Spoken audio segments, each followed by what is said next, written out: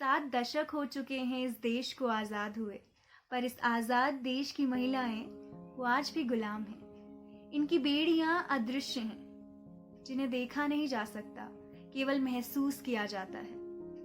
दुख की बात यह है कि इनकी आज़ादी पर किसी गैर का नहीं, इनके अपनों का ही पहरा है। और हर बार ना आज़ाद कर देने की एक नई तारीख तय की जाती है, फिर उस दिन आज़ादी का हवाला देकर नई बेड़ियां पहनाई जाती है। बचपन से सुनते आ रहे हैं कि पढ़ो, काबिल बनो, अपने पैरों पर खड़ी हो जाओ, फिर जीवन को अपनी शर्तों पर जीना। पर जिस दिन ये सब हो जाता है, उस दिन हमें एहसास कराया जाता है कि कैसे किसी पुरुष के बिना हमारी जीवन का कोई अस्तित्व नहीं है। फिर दलीलें दी जाती हैं कि तुम अभी हमारी जिम्मेदारी हो, हमारे घर की आन हो, एक बार शादी कर लो, उसके बाद जो मर्जी हो वो कर लेना। और इन दलीलों में हमें उलझाकर बस हमारी आजादी की चाबी ना एक हाथ से दूसरे हाथ में दी जाती है।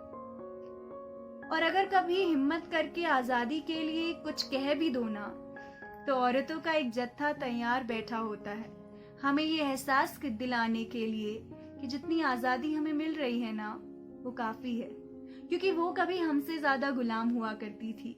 तो हमें इसलिए हक नहीं है इससे ज्यादा आजादी की मांग करने का। कभी कभी लगता है ना, इस समाज को शायद हमारी आजादी से डर लगता है। वैसे लगना लाजमी भी है, क्योंकि अगर हम आजाद हो गए ना, तो हम बेखौफ होकर सड़कों पर चलेंगे। हम आजाद हो गए ना, तो हम औरतों के लिए बनाई गई हर रूल बुक को जला डालेंगे और अपनी शर्तों पर जीना शुरू कर देंगे। हम आजाद हो गए ना, तो हम किसी की बुरी निगाहों का इल्जाम अपने कपड़ों पर नहीं लगने देंगे।